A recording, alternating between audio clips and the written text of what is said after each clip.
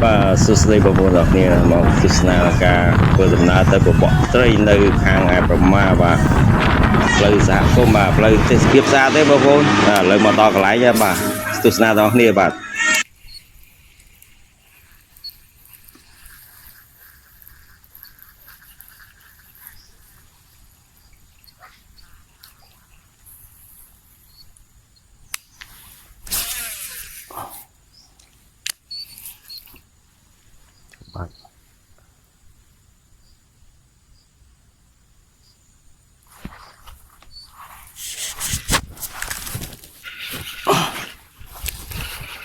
Trời bôi đùa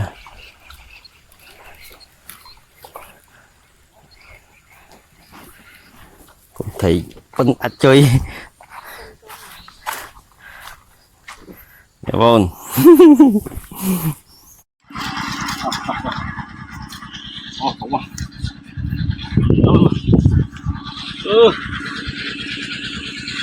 mà mời bố bố này bà con này cho lên đi họ sẽ lắc không chung mắn tao mới nè nửa nó phi giờ nửa nhưng ao vậy ai bị nè phi đây rồi đấy nhé cảm ơn đâu đây không cùng na ban thông